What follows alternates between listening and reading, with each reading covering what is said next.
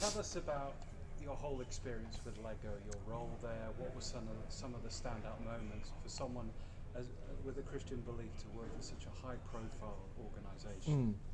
Yeah, I mean, so in my career over the past 10 years or so, I've worked for a couple of different family-owned organisations. Firstly, Edelman, the global communications firm, and more recently Lego, which is obviously a family-owned Danish company passed down through the generations of the Kurt Christiansen family, which makes great toys for children around the world. And so I spent 3 years there working in social media, in innovation, and in driving our emerging platforms team, which is looking at how new technologies like voice, like chatbots and messaging and AI, and the blockchain might impact the future of that business and businesses around the world as we try to adopt technology into the enterprise. And I think my experience was a massively positive one since being there, and having left recently, I've been reflecting on it a little while. And I think one of the big things is learning what it's like to operate in a massive company with, regardless of what the company is there to do, there's something that always comes from working inside something of such a big scale, and with so many stakeholders, dependencies, and a fabulous brand that has been around for generations.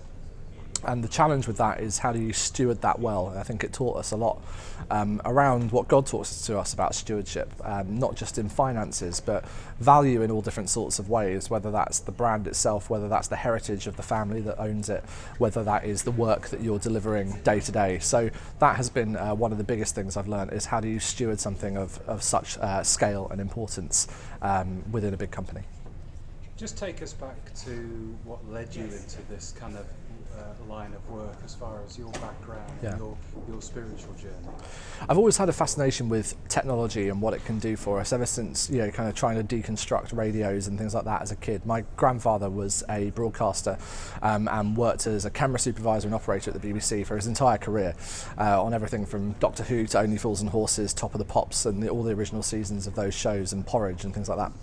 And it set off a fascination in me about the impact that particularly the spoken word and audio can have in changing people's opinions, in inspiring them, and what media and broadcasting could do. And then I kind of graduated into the business world at the dawn of the social media era and saw the impact that was going to have in completely transforming the way in which we communicate with one another and build community. And I think that's the thing, particularly along my faith journey, is something I've always wanted to interrogate and question and then experiment with, is how can technology help enable us to communicate the gospel, to evangelize and disciple the nations, but at the same time hold it in tension with some of the difficult things that technology presents to us, the ethics of things like artificial intelligence, for example, or some of the terrible things that we do see happen on things like social media. And so that's been my journey and my fascination this entire time I've worked with these areas, is to hold both of those things in tension, the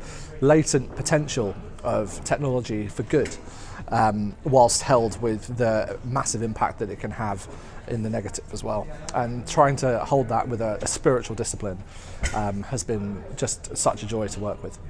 Tell us about some of the projects you're involved in today, and give the Signal podcast a plug as well. Yeah, so amongst the things that I do in my now somewhat more multi-hyphenate lifestyle, as my friend Emma might say, is I'm a host of a Signal, which is the podcast from Christians in the Media, which is a monthly and sometimes more frequently show that looks at the intersection between faith and media across all different areas of media, from journalism, marketing, PR, broadcasting, and trying to interrogate how the future of the media is going to be impacted by faith, and how those of us that have faith working in the media are impacted by doing that job day to day. So that's one of the things I do, as well as also working and to grow a community that we recently launched called Voice 2.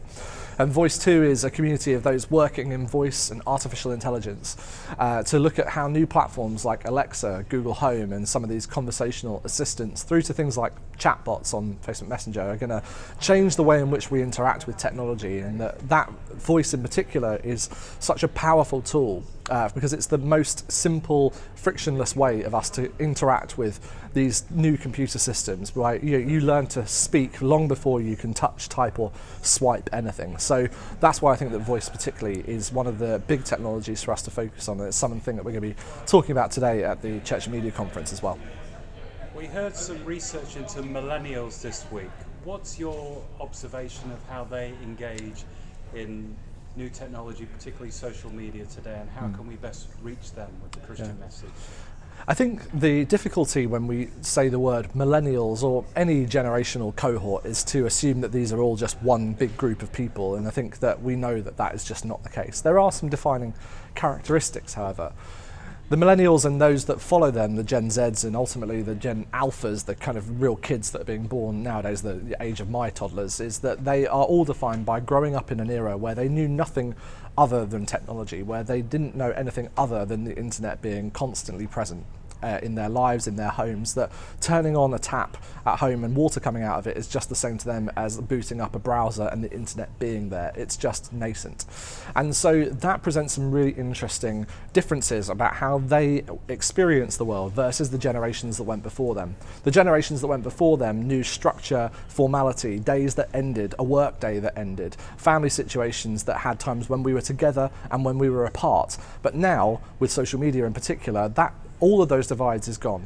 We are constantly connected to one another, and that presents a real challenge around how do we pay attention, how do we not become distracted like I'm becoming with my phone buzzing on my watch and in my pocket whilst doing an interview.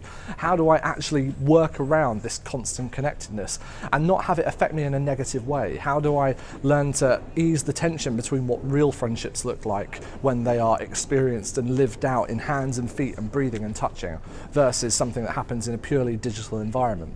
And it's not to say that the digital is any less real, because it's not. It's so real. It's actually the most real in many cases for lots of these younger generations. But it does come with its own trappings that we have to work through and understand how we can wrestle with the tension of being constantly connected, but often not physically together.